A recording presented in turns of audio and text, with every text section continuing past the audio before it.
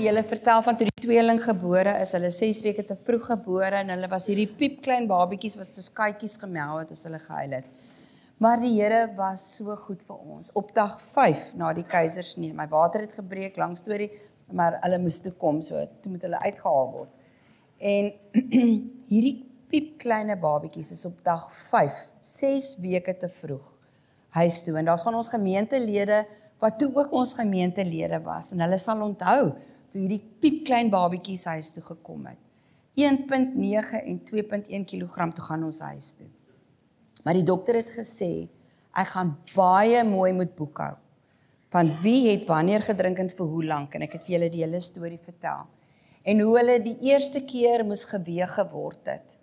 En ek onthou nog die rit, hoe ek agter in die motor gesit het met die 2 babietjies, en hoe ek die hele pad huis toe gehuil het, want hulle het nie genoeg opgetel nie. Want as 'n babietjie gebore is, dan moet hy groei. As hy nie groei nie, of hy groei nie genoeg nie, dan is daar fout. Dan moet ons ondersoek instel hoekom hierdie babietjie nie floreer nie. En dis nie net waar van fisiese babietjies nie, dis ook waar van geestelike babietjies. As ons nie groei nie, is daar fout. Dan moet ons gaan kyk, maar hoekom het niks verander nie? Want as ons al vir jare bely, maar ek is 'n kind van die Here, ek is dit al vandat ek 5 jaar oud was, maar daar's geen noemenswaardige groei nie, niks het eintlik verander nie, dan moet ons gaan ondersoek instel en gaan kyk, wat is verkeerd, en ons gaan sien dat dit in kort is, wat Petrus vanoggend vir ons sê. So ons gaan saam lees uit 2 Petrus 1, en ek wil kortlik net kyk na sy inleiding. Hy sê in vers 1, Simon Petrus, 'n dienskneg en apostel van Jesus Christus. Ons ken die Griekse woord doulos, wat hier vertaal is as dienskneg, maar weet julle, dit is soveel meer as net 'n dienskneg of 'n slaaf. In die woord is die woord om verbind te wees, om gebind te wees, ingewerk. Maar hierdie gebind wees is nie deur boeye nie, dis nie deur toue wat jou sonder jou goedkeuring of sonder jou wil gebonde hou nie. En dis die hele punt. Dit is om nie deur fisiese toue gebind te wees nie, maar deur jou hart verbind te wees, sodat jy jouself vrywilliglik onderwerp aan die gesag, die autoriteit, die heerskappy van 'n ander. En in hierdie geval sê Simon Petrus, maar hy is verbind, algeheel verbind, vrywilliglik aan die heerskappy, homself onderwerp aan die heerskappy van Jesus Christus. En as ek en jy die Here ons Here noem, as ek sê, Jesus Christus is my Here, dan sê ek het myself vrywilliglik geheel en al onderwerp aan hom. Ek is nie meer die Heer van my eie lewe nie. Ek heers nie meer oor my eie lewe nie. Ek doen nie sommer maar net wat ek wil nie, want ek behoort aan iemand anders en sy wil is belangriker as myne. Dis wat dit beteken. Dan besef ons, is nie so maklik gedaan as wat dit is om dit te sê nie, nee. Apostel beteken eenvoudig om 'n gestuurde te wees. En hiermee bedoel hy dat hy een van die oorspronklike 12 is, wat 'n ooggetuie was. Nou ek en jy is miskien nie een van die oorspronklike 12 nie, en ons was beslis nie daar nie. Partykeer laat die kinders by die skool my klink asof ek vreeslik oud is, dat hulle dink ek was dalk daar daai tyd, maar ek was nie. Nie een van ons was daar nie, ons was nie persoonlike ooggetuies nie, ons was nie een van die oorspronklike 12 nie, maar ek en jy is gestuurdes. En dis juist hoekom ek so opgewonde is oor Harvesters waarmee ons besig is, wat ons toerus, maar as ek en jy uitgestuur is vir die wêreld, as dit is hoekom die Here ons nog nie kom haal het nie, ek en jy het nog 'n sending wat ons nog nie voltooi het nie, dan moet ons weet, dat ons moet toegerus word, want ons moet hulle inbring. En dis wat ek en jy dus ook is, ons is ook gestuurdes van die Vader. En dan gaan Petrus verder en hy sê, aan wie hy hierdie brief rig, nou dat ons weet wie hy is, 'n vrywillige dienskneg wat homself vrywilliglik onderwerp het, 'n gestuurde van die Vader, nou sê hy vir wie hy skryf, aan die wat dieselfde kosbare geloof as ons verkry het. Ons wat dieselfde kosbare geloof as hy het. Paulus, ek het geweet ek gaan dit doen. Petrus gaan 2 dinge in hierdie gedeelte vir ons as kosbaar beskryf, en die kry ons die eerste ene. Die geloof wat ons van God ontvang het, is kosbaar. Ek wil julle gou 'n prentjie in die gedagtes laat oproep. In die Bybelse tyd is die waarde van iets bepaal deur dit op 'n skaal te plaas. En hoe meer daarvan was, hoe gewigtiger dit geword het, hoe meer waarde het dit gehad. So ek wil hê jy moet in jou geestesoog sien, dat Petrus alles wat hy gehad het voor Jesus, aan die een kant van die skaal geplaas het. Sy lewe wat hy gehad het, sy beroep wat hy gehad het, sy gerief wat hy gehad het, sy gesin wat hy gehad het. Want ons weet hy het 'n gesin gehad, ons lees nie veel van hulle nie, ons weet hy het 'n skoonma gehad, so hy het definitief 'n vrou gehad. En ek het vanoggend met my ma gepraat, ek het met Heinrich daar gepraat, ek gaan nie daarop ingaan nie, maar ons weet dat sy vrou uit die geskiedenisboeke ook 'n marteldood gesterf het, net soos hy. Maar ek gaan nie daarop ingaan nie, want die Bybel praat nie daaroor nie, dis nie belangrik nie. Maar hoe wonderlik is dit nie vir ons om te weet, dat man en vrou die Here so kosbaar geag het, dat hulle alles wat hulle gehad het, selfs hulle persoonlike gerief, selfs hulle fisiese lewe, aan hierdie kant van die skaal geplaas het. En hulle geloof in Jesus Christus aan daai kant, en die skaal het net eenvoudig so gemaak. Niks was kosbaarder as Jesus nie. Soveel so, dat hy bereid was om sy lewe in 'n marteldood neer te lê, en sy vrou saam met hom. Dit raak my hart, hoekom? Want in vers 14, wat ons later net vlugtig gaan lees, so gaan nou daaroor praat. Vers 13 en 14 sê hy, ek beskou dit as gepas om julle deur herinnering op te skerp, solank as wat ek nog in hierdie tentwoning verkeer. Tentwoning is sy liggaam, sy tydelike tuiste, wat maklik verweer, sê Paulus, né? Ja, en hierdie keer bedoel ek Paulus. Paulus praat ons ook van hierdie liggaam as die tentwoning. So Petrus praat hier uit dieselfde mond uit as Paulus, en dan sê hy in vers 14, want ek weet dat my tentwoning binnekort afgebreek sal word, soos ons Here Jesus Christus dit ook aan my duidelik gemaak het. Nou ek glo dat die Here met hom gepraat het, soos wat hy met ons ook praat, maar ons weet, ons kan ook teruggaan in die Bybel, en ons weet dat die Here Jesus dit vir hom persoonlik gesê het, dat hy uiteindelik sy lewe vir hom sou neerlê, as 'n martelaar vir Christus. In Lukas 22 lees ons daar vanaf vers 31 tot 34, waar Jesus vir Petrus waarsku, en ek wil nie nou daarop ingaan en tyd spandeer nie, maar Jesus waarsku hom, dat die Satan al die disippels wou gesif het. En dan sê Jesus vir hom, maar Petrus, ek het vir jou gebid, dat jy nie jou geloof sal verloor nie. En wanneer jy tot bekering gekom het, dan moet jy jou broers versterk. Met ander woorde, die Satan wou hulle almal skud, die Here het besluit, maar vir Petrus is dit noodsaaklik, want die Here het 'n roeping aan die ander kant van hierdie geestelike skut, dat hy sou gegroei het, waaroor ons sal praat vanoggend, sodat hy die broers kan versterk, wanneer hy weer omgedraai het, van die verkeerde pad waarop hy kortliks was. En dan weet ons, Lukas 21, wanneer Jesus opgestaan het uit die dood uit, en hy verskyn aan sy broers, sy broers menende die disippels, wat hy sy broers noem, dan praat hy met Petrus, en 3 keer vra Jesus vir Petrus, Petrus, het jy my lief? Om die 3 keer uit te kanseleer, hoe gaaf is die Here nie? Want Petrus sou 3 keer die Here verloon. Ek het vergeet om te sê, toe Jesus vir Petrus sê, maar ek het vir jou gebid, dat wanneer jy jou weer bekeer het, toe sê Petrus vir hom, maar Here, ek is nie net bereid om saam met u gevange geneem te word nie. Ek is bereid om saam met u te sterwe. En hy was absoluut oortuig daarvan. En Jesus het vir hom gesê, voor die haan kraai, gaan jy my 3 keer verloon. En ons weet, ons ken die Bybel, ons weet hy het. Maar die Here is so gaaf dat na hy opgestaan het, gee hy vir hom 3 keer die geleentheid om te sê dat hy hom lief het. Maar dit was so 'n angel in Petrus se hart, dat hy Jesus verloon het, dat toe Jesus om die 3de keer vra, Petrus, het jy my waarlik lief? sê die Bybel vir ons, hy het bedroef geword. Hy het begin huil en hy het gesê, Here, U weet alles. U weet dat ek U baie lief het. En dan gee die Here vir hom opdrag, maar dan sê Jesus hierdie interessante woorde, en ek gaan dit vir ons saam lees, vers 18 en vers 19 van Lukas 21. Dit verseker ek jou.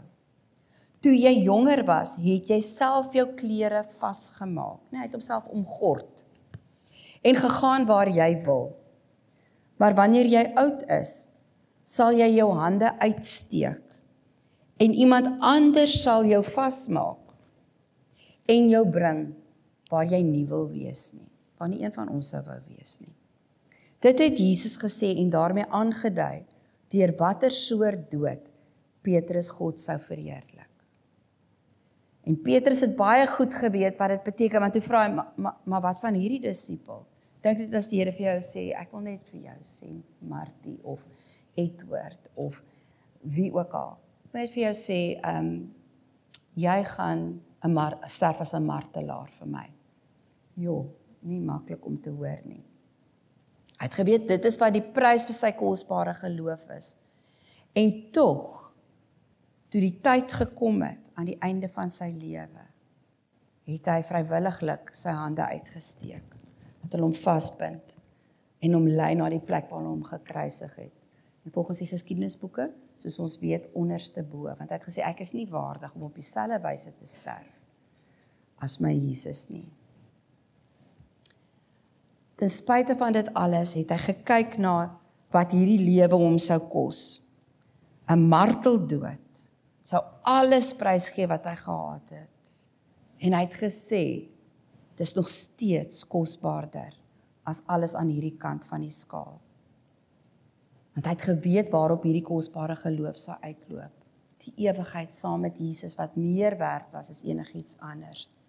En ek en jy weet ook waarop hierdie lewe uitloop, as ek en jy kinders van die Here is. Hoekom kan ons dit weet? Die versie vervolg deur te sê, deur die geregtigheid van ons God en Verlosser, Jesus Christus. Ek is mal daaroor dat hy dit onomwonde sê in hierdie brief, dat Jesus Christus nie net die Seun van God is nie, dat Jesus nie net die Verlosser van die mensdom is nie, dat Jesus self God is. En dan sê hy, mag genade en vrede in oorvloed aan julle geskenk word, deur julle kennis van God en van Jesus, ons Here. Nou, wat vir ons belangrik is om hier te weet, is dat Paulus gebruik twee terme wat eintlik kennis beteken. Hy gaan net praat van insig, maar dis ook in Grieks die woord kennis. Maar dis twee verskillende begrippe. Die een is om te ken, want ek het geleer, boekekennis. Ek weet, want ek het dit bestudeer. In hierdie terme sou ek sê, dit is teologie. Wat is teologie? Teologie is die wetenskap van God, dis die bestudering van God. Maar is daar redding in teologie as sulks? Ek sê glad nie, dis 'n slegte ding nie. Ons gaan net nou sien, is belangrik. Maar teologie op sigself, om te bestudeer, om die wetenskap van God te bestudeer, het geen redding in nie. Hoe kan ek dit met soveel sekerheid sê? Want die Bybel sê vir ons, glo jy in God? En dis Jesus se boetie wat dit gesê het, né? Jakobus, hy sê, die duiwels glo dit ook en hulle sidder van angs. Hoekom sidder hulle? Want hulle weet dat hulle uiteinde nie by God gaan wees nie. Die uiteinde is die hel. So hulle die kennis, maar dit red nog nie. Ek het dit al vir julle vertel, maar ek sal nooit vergeet nie, omtrent 14-15 jaar gelede, toe lees ek in 'n Christelike tydskrif 'n artikel oor 'n predikant in die Nederduits Gereformeerde Kerk in Nederland self. Dis mos waar dit vandaan kom. Wat 'n gemeente het, wat teologie bestudeer het, maar hy is 'n selferkende ateïs. Ek verstaan nie hoekom hy dan hoegenaamd 'n predikant is nie. Maar hy is 'n selferkende ateïs. So hy het God bestudeer, baie kennis omtrent opgedoen, maar hy het nooit gekom tot die oortuiging en tot 'n persoonlike verhouding nie. Dis moontlik. Dis moontlik. In alle kerke is dit moontlik. Dat jy weet, maar dit nooit geglo het en jou eie gemaak het nie. So dis die een vorm van kennis. Maar dan is daar 'n ander Griekse woord. Die een is gnosis en die ander een is epignosis. Die ander ken is om te ken omdat jy dit persoonlik ervaar en ontdek het. Dis die beste manier van leer. Jy kan vir 'n kleutertjie sê, moenie hier aanraak nie, dit is warm. Sjoe. Maar jy gaan dit 100 keer sê, totdat hy gevat het en gevoel het hoe warm dit is, en dan gaan hy dit nie weer doen nie. So daar's ken met die kop, en dan is daar ken deur persoonlike ervaring. Wanneer Petrus hierso sê, mag genade en vrede en oorvloed aan julle geskenk word deur julle kennis van God en van Jesus ons Here, dan praat hy hier nie van hierdie kennis nie. Hy praat van ken deur ervaring. Ek het hom ervaar in my lewe. Ek ervaar sy teenwoordigheid, ek hoor sy stem. As ek die Bybel lees, dan hoor ek hy praat met my. Ek ervaar sy vertroosting. Ek ervaar sy bemoediging, sy versterking. Dat hy by my is. Ek ervaar dat hy vir my insig gee in 'n situasie. Dat hy vir my 'n oplossing gee waartoe ek self nie kon kom nie. Dis die kennis waarvan Petrus hier praat. En dan sal ons sien dat hy 5 keer oor kennis praat. Meeste kere praat hy in hierdie hoofstuk oor daai een, deur persoonlike ervaring. Maar hy gaan net nou ook praat oor die ander ene. Hier sien ons dat hierdie persoonlike ken, moet iets in my binnekant doen. Dit moet maak dat ek groei in die genade van God, dat ek groei in die vrede van God, want hy sê vrede in oorvloed aan julle geskenke. So dit is vir my gegee, maar ek gaan in daai vrede lewe en stelselmatig al hoe meer vrygemaak word van die teenoorgestelde van vrede, van vrees. So wat is die antwoord op vrees? Sê iemand wat self daarmee gesukkel het en by tye nog steeds 'n oorlog daarmee het. Is die teenwoordigheid van die Here. Hoe meer ek gaan sit in sy teenwoordigheid dat ek hom ervaar, hoe meer verdryf dit al die vrese, dat sy vrede heers in my hart. Ek gaan nie 'n lang storie daarvan maak nie. Ek kan onthou dat ek is skool toe op 5, my ma sal dit vir julle kan sê, daai dae was dit niks snaaks nie. En ek kan onthou dat voordat ek skool toe was, so ek kon op die meeste 5 gewees het, waarskynlik jonger. Ek kan onthou dat ek en die huishulp was alleen by die huis, want my ma het gewerk, my pa het gewerk, die ander kinders was in die skool. En ek het buite gespeel en op een of ander rede het ek ongelooflik bang geword. Ek kan dit nie vir julle verklaar nie, ek het opgekyk, ek het gekyk na die wolke, want ek was besig om in die agterplaas te speel. En ewe skielik, as ek op my grootmenspraatjies wat kindertjies hoor, hulle hoor baie meer as wat ons dink. En ek het ongelooflik bang geword. En ek het glad nie geweet wat om daarmee te doen nie. En ek kan onthou, ek wonder of my ma dit weet, ek kan onthou dat ek na my ma en pa se kamer gegaan het. Want as ek bang was, waarheen het ek gegaan in die nag? Na my ma en pa se kamer. En ek het langs my ma se kant van die bed gaan kniel op my knieë. En ek het gebid. En ek het vir Jesus gesê, ek is verskriklik bang. Hy moet asseblief my beskerm. Julle, ek kan onthou, so lank terug soos wat dit vandag is, hoe sy vrede oor my gespoel het, en dat ek gedink het, ek is nie meer bang nie.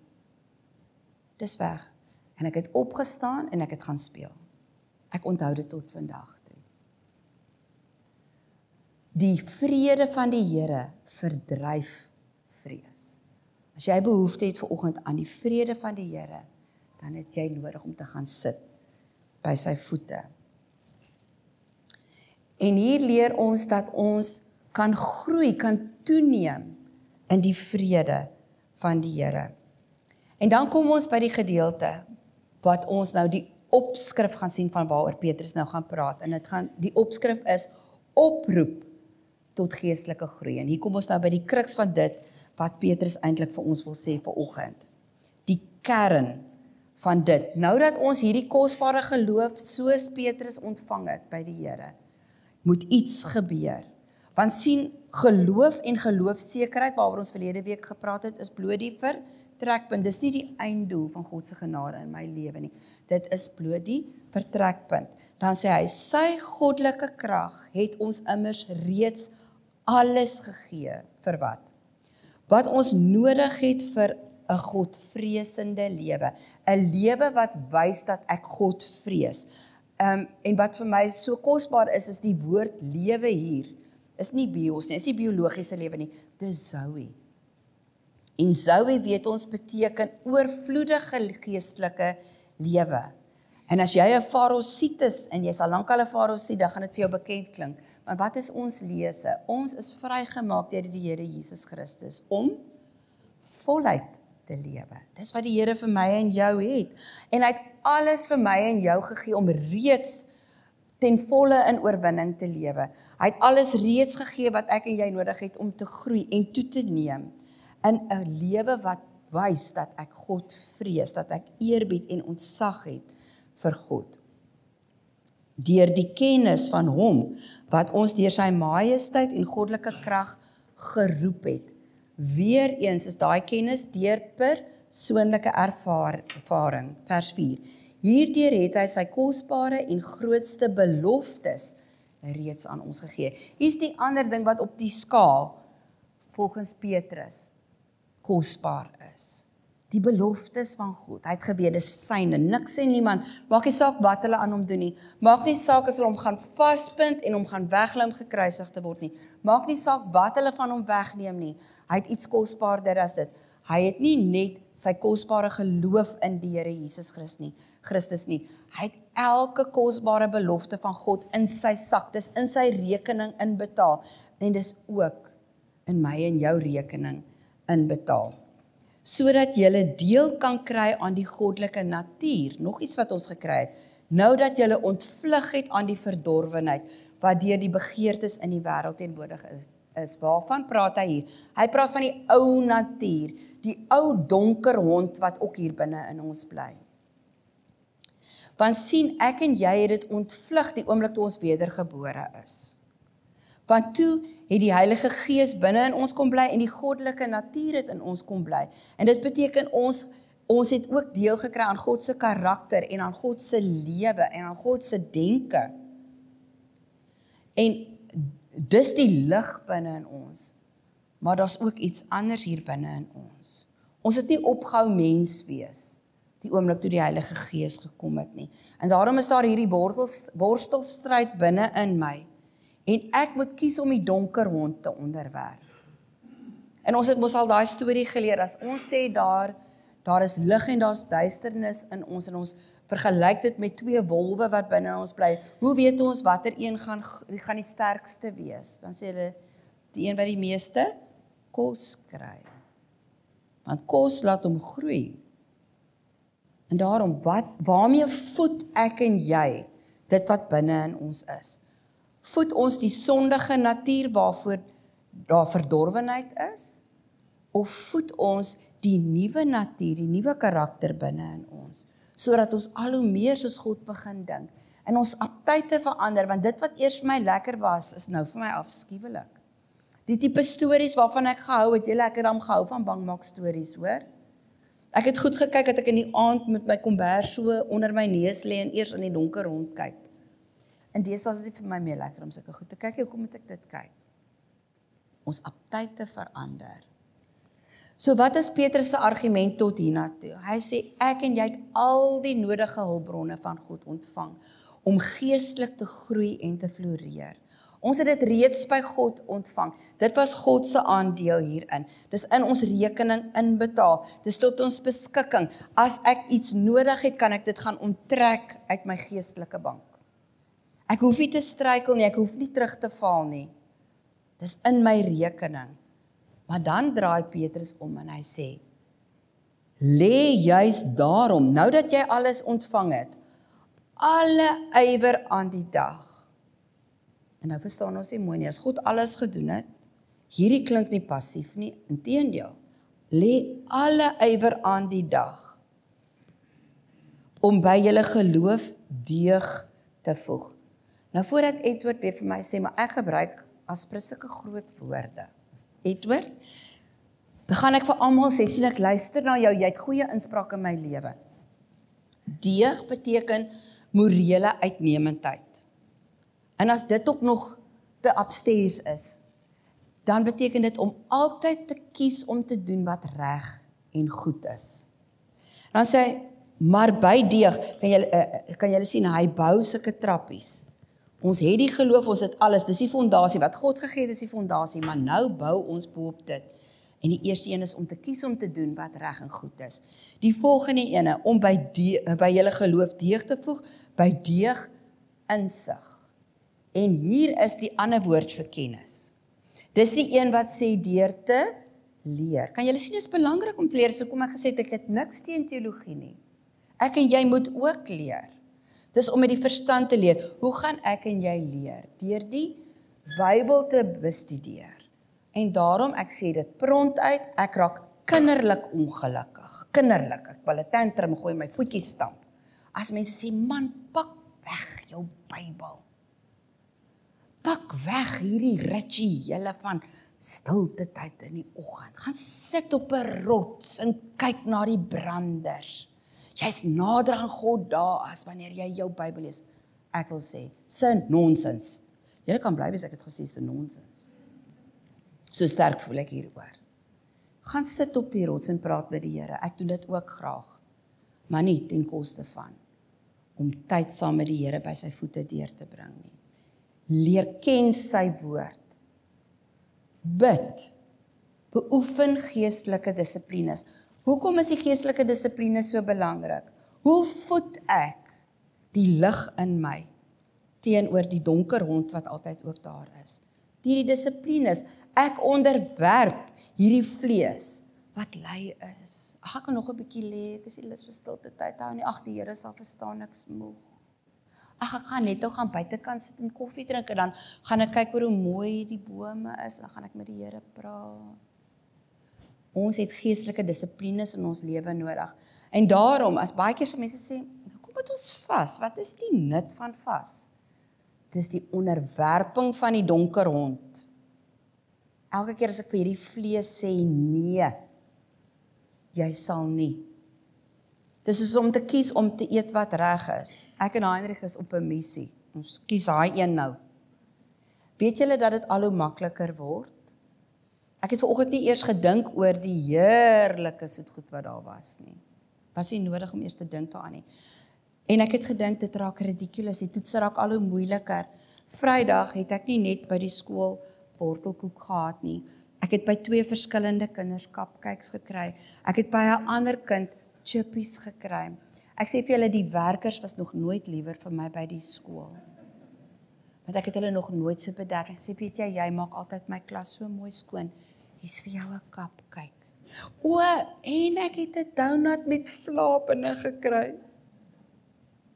Daai werkers was nog nooit liewer vir my nie. Dit is al hoe makliker om net te sê, julle is 'n geestelike beginsel. Hoe meer ek nee sê vir die vlees en deeg beoefen, met ander woorde, ek kies om te doen wat reg en goed is, hoe makliker word dit. En hoe meer leer ek, en dan sê hy by insig, selfbeheersing. Dink gou mooi. As ek en jy sê, ons roeping op hierdie planeet is om Jesus te verteenwoordig, om te leef soos Jesus, sodat ons die Bybel is daai mooi gedagte wat ons almal al gehoor het, dat ons die Bybel is wat die wêreld nie lees nie.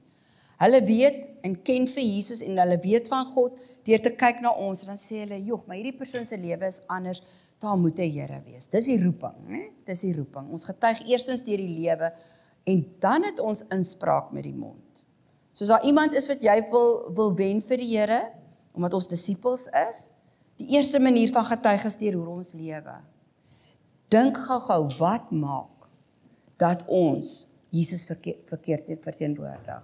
Ons gebrek aan selfdissipline. Daar waar ek myself beheersing verloor, en ek verloor my meer, en ek sê iets wat ek nie moet sê nie. Ek het my selfbeheersing verloor, en ek het 'n streep getrek deur my getuienis. In daai oomblik verloor ek inspraak. In daai oomblik is niks wat nou by my mond gaan uitkom oor Jesus, geloofwaardig vir daai persoon nie. En as ek boonop daarvan of geken word vir die feit dat ek eerste by die lelike grappies is, dat ek lelike woorde tussenin gooi, dat ek aanhoudend die verkeerde goeders doen, dat ek oneerlik is, dat ek jok wanneer ek in die moeilikheid is, dan vat ek daai chap wat oor iets geskryf is wat sê cancelled. Ek kanselleer my eie getuienis uit. En dis hoekom Petrus sê, selfbeheersing is so belangrik. Elke keer as ek faal, is dit weens gebrek aan selfbeheersing. En dan sê hy by selfbeheersing volharding. Dit sê vir ons, daar gaan tye wees wat dit moeilik gaan, daar gaan tye wees wat die versoeking om op te hou groot is. En juist daarom is dit vir God 'n prioriteit om my en jou volharding te groei, want dit is soos 'n spier. As ek daai spier nie gebruik nie, dan raak hy al hoe swakker. Wie het al 'n arm gebreek of 'n been gebreek, en wanneer hulle daai gips afhaal, is daai armpie maar, of daai been is maar, en hy swak. Hoekom? Want daai spiere is nie gebruik nie. God weet dit, en hy gee vir my en jou moeilike omstandighede. Hoekom? Om ons volharding te oefen, dat ons sal uithou en aanhou, en hy maak dit al hoe moeiliker, maar ek en jy raak al hoe sterker. En dit wat ons gegooi het, as ons vandag terugkyk, wat ons 5 jaar gelede sou absoluut onderdeur laat gaan het, dink ons vandag, dit was 'n villetjie, ten wat ek nou deurgaan. Ons het sterker geword, so ons het volharding nodig, en dan by die volharding Godvreesendheid. Micha 6 vers 8 sê, mens, die Here het jou bekend gemaak wat goed is. Hy vra van jou dat jy reg sal laat geskied, dat jy reg sal doen. Dat jy liefde en trou sal bewys. Dat jy vol liefde en betroubaar sal wees. Dat jy bedagsaam sal lewe voor jou God. Hoe is ek bedagsaam teenoor iemand? Hoe is ek bedagsaam teenoor God? Ek neem hom in ag. Om bedagsaam te leef in die huis is om te weet, maar daar's ander mense wat ook die melk gebruik, so ek drink nie uit die melkkan uit nie. Daar's ander mense wat ook al in die huis moet gebruik, die badkamer moet gebruik. So as ek gestort het en die hele stort is vol water, dan dink ek daaraan, iemand anders gaan net nou hier inkom, en hulle kan gly, so ek mop dit op, of ek vee dit op, of ek doen iets daaromtrent. Nee, ek leef met iemand anders in gedagte.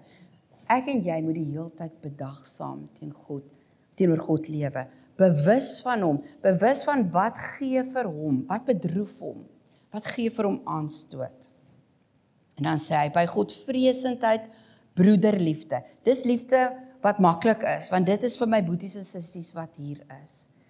En daarom is dit vir my so lekker, dit gaan oor gemeentegrense, want daar is eintlik in die geestesriem glad nie so iets nie, dat ons maatjies het wat vanoggend by ons kuier, wat in 'n ander gemeente is, maar ek is altyd so bly as hulle hier kuier by ons. Liefde vir ons boeties en sissies, dis maklik, maar dan maak dit moeiliker. En by broederliefde, liefde vir alle mense. In ander woorde, goddelike, onvoorwaardelike liefde vir die mense daar buite wat nie terug lief is vir jou nie. Wat maak dit maklik om hier lief te wees? Want almal is lief vir jou ook. Almal is goed vir jou ook. Almal gee vir jou ook om. En dis een ding waarop ek altyd verskriklik trots is van hierdie gemeente. Ons weet hoe om lief te wees. Maar in die wêreld daar buite, by die ongereddenis, is dit elkeen vir homself. En as ek op jou moet trap om bo uit te kom, dan sal ek dit doen. En hier sê Petrus, maar dis hoe ek en jy groei, om doelbewus ook liefde teenoor hulle te beoefen. Daai een wat dit vir jou amper letterlik onmoontlik maak om voor lief te wees. Maar God het ons alles gegee, het ons reeds alles gegee wat ons nodig het, om godvrugtig te lewe. So ek en jy kan vir hulle lief wees.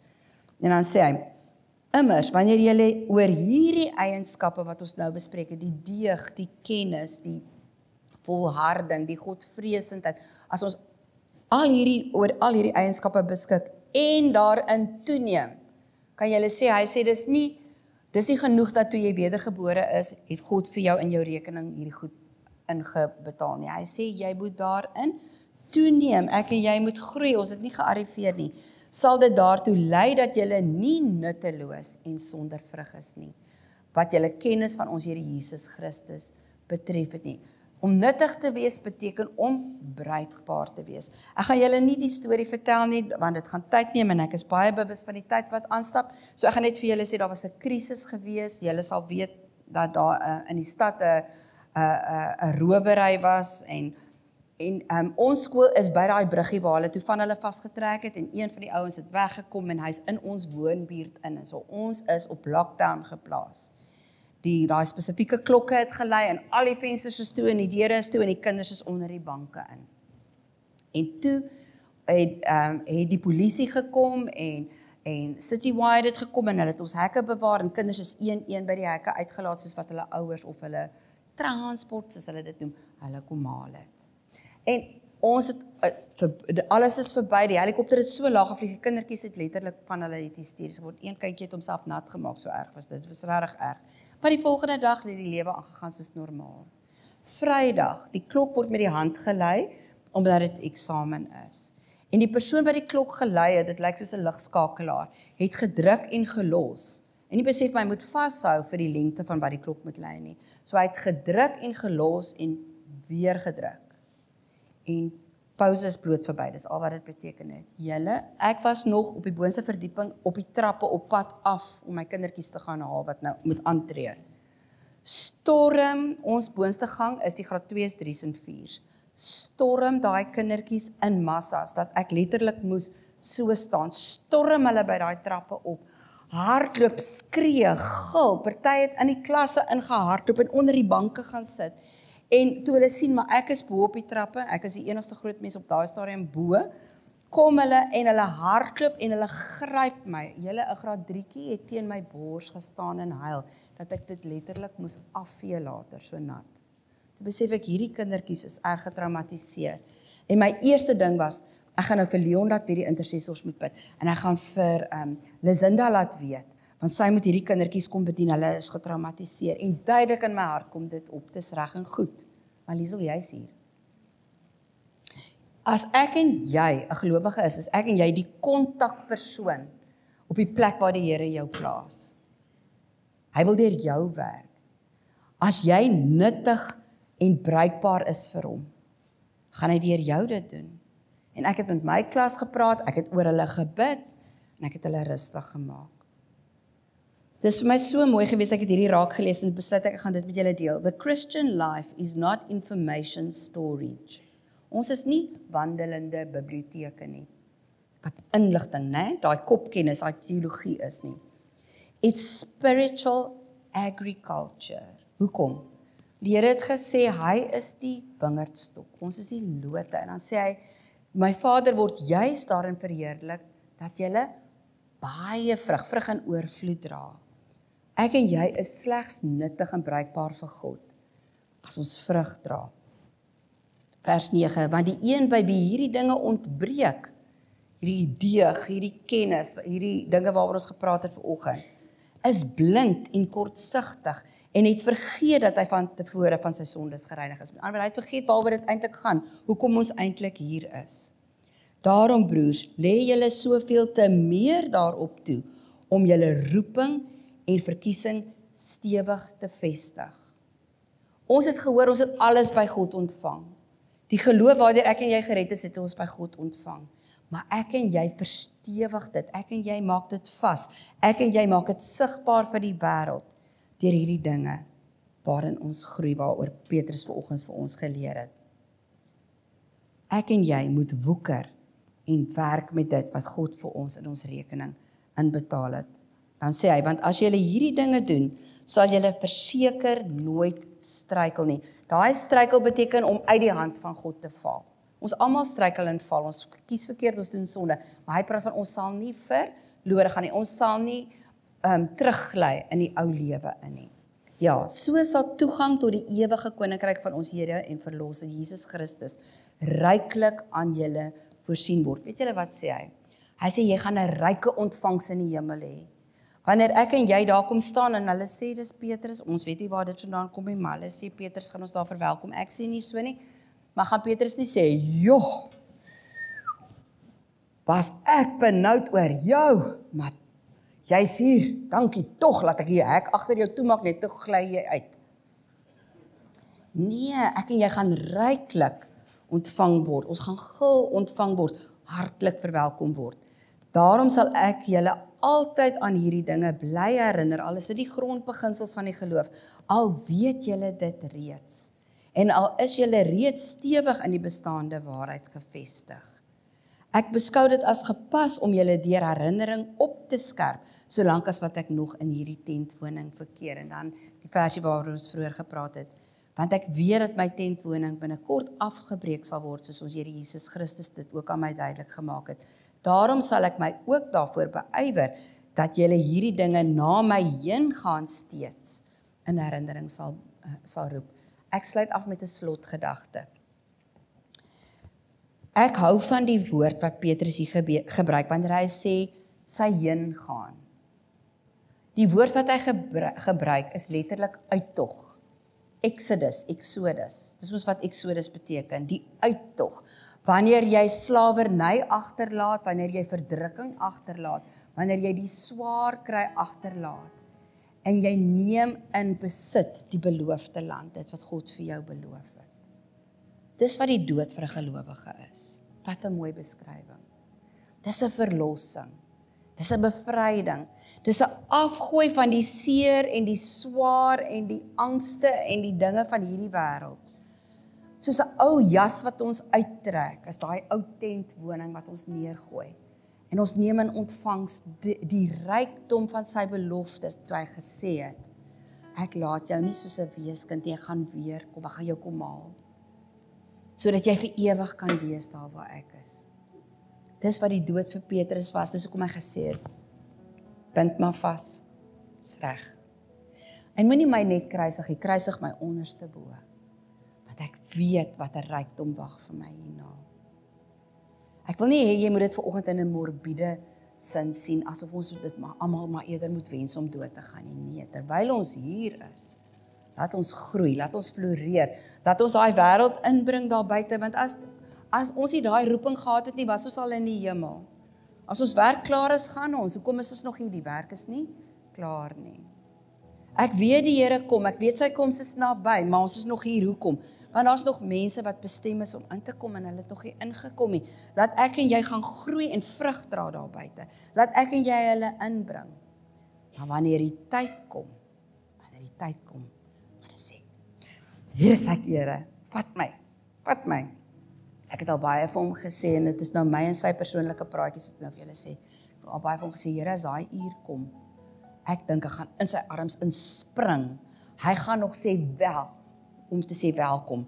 Dan woeps is ek binne in sy arms en gelukkig gaan hy my vang. Weet nie of almal hier dit sou regkry om my te vang nie, maar hy gaan.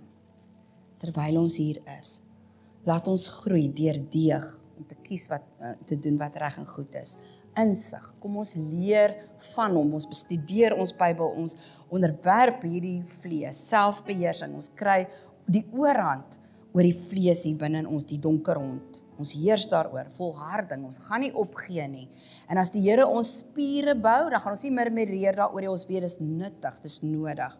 Godvreesendheid, om so te lewe dat ons leef bedagsaam teenoor ons Here. Broederliefde, liefde hier teenoor mekaar vir wie dit maklik is. Goddelike, onvoorwaardelike liefde vir die wêreld daar buite, met wie dit moeiliker is. En dan wil ek vanoggend vir jou seën en vir jou sê, in die woorde, en hierdie keer is dit Paulus se woorde, die genade van ons Here Jesus Christus, die liefde van God, en die gemeenskap van die Heilige Gees, sal by elkeen van ons wees in al hierdie dinge. Wat jy dit reeds ontvang is joune. Amen. Kom ons staan. En dan bid ek vir ons.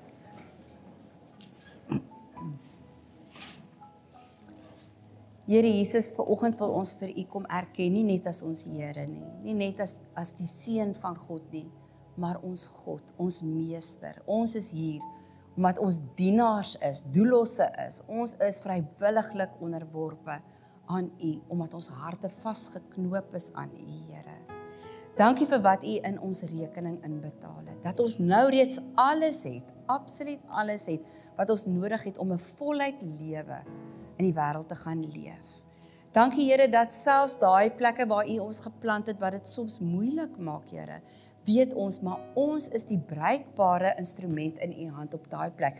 Ons is die instrument waardeur U liefde wil bring, waardeur U 'n ander perspektief wil bring, waardeur U lig wil bring, waardeur U selfs bevryding en redding en genade wil bring.